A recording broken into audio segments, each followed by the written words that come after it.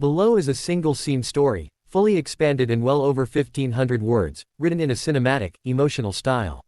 The entire story takes place in one continuous moment, no scene breaks, no dialogue formatting, just one powerful unfolding scene.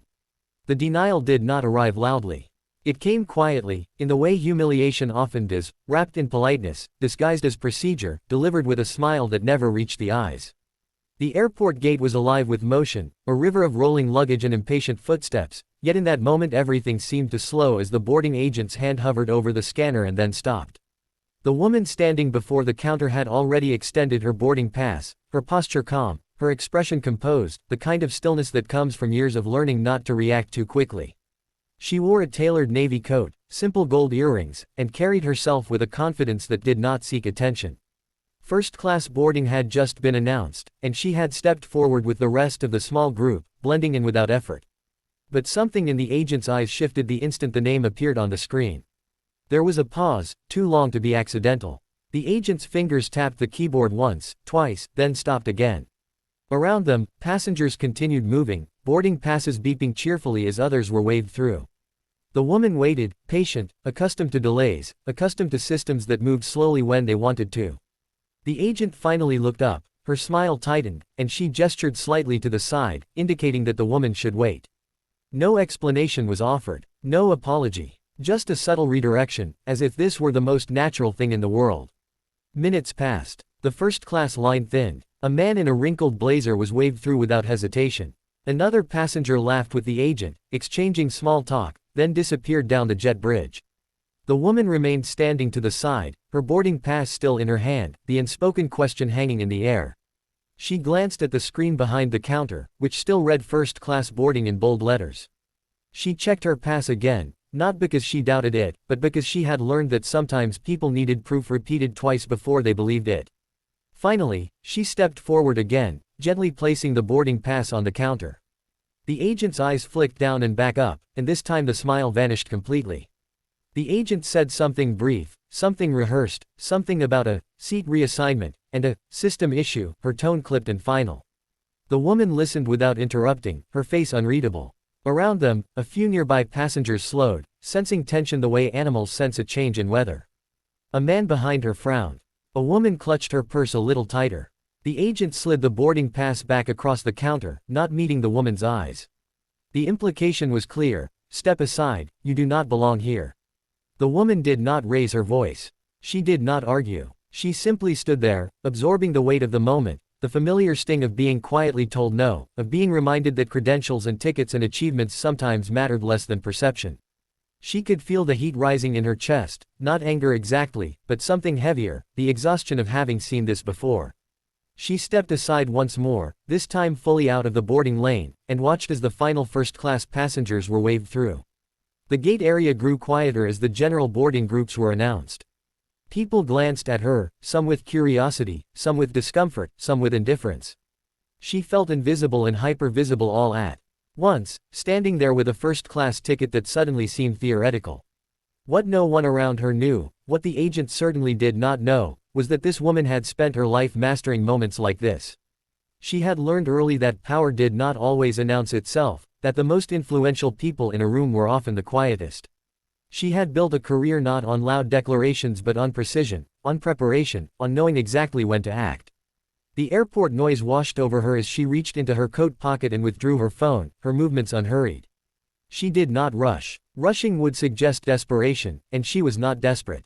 She scrolled calmly, thumb moving with practiced ease, and selected a contact saved simply under a first name. The phone rang once, then twice, then connected. She did not step away. She did not lower her voice. She spoke softly, efficiently, relaying facts without embellishment: the flight number, the gate, the boarding issue.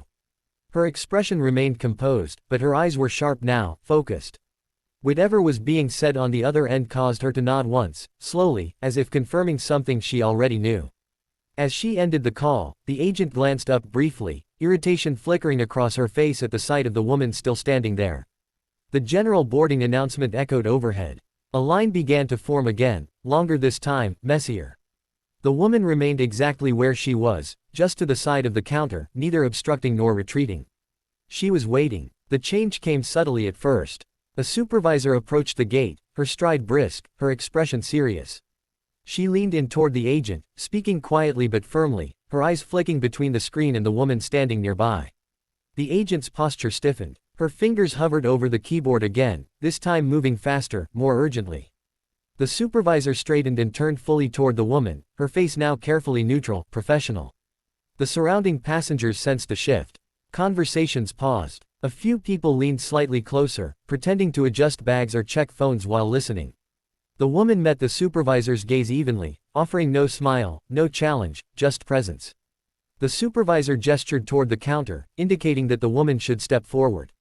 She did, placing her boarding pass down once more, the same piece of paper that had been dismissed minutes earlier now treated with new respect. The supervisor scanned the pass herself.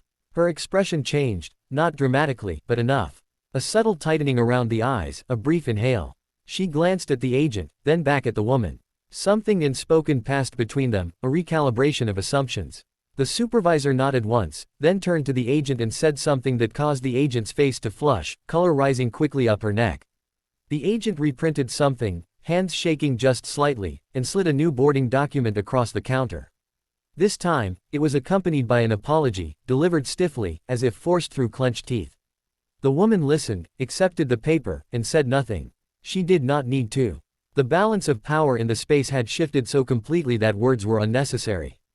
But the moment was not finished. The supervisor did not leave. Instead, she stood there, addressing the agent again, this time with a firmness that could not be mistaken. Other staff members had begun to notice, gathering subtly, pretending to busy themselves nearby.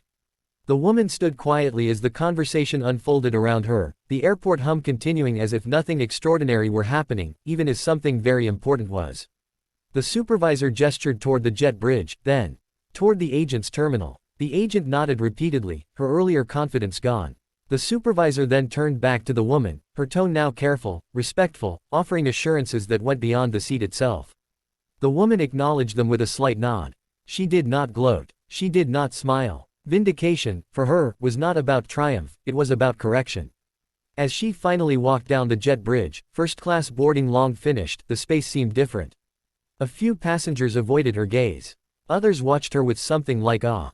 One woman offered a small, approving smile. The woman walked steadily, her heels clicking softly against the floor, each step measured.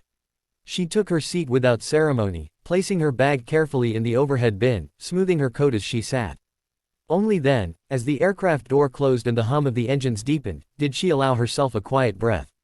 Not relief, she had never doubted the outcome, but acknowledgement. Moments like these were never just about a seat.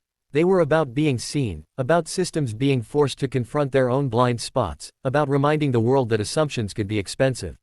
The plane taxied forward, and outside the window the airport lights blurred into lines of gold. The woman looked out, her reflection faintly visible in the glass, and allowed herself the smallest smile, not for what had been taken back, but for what had been demonstrated.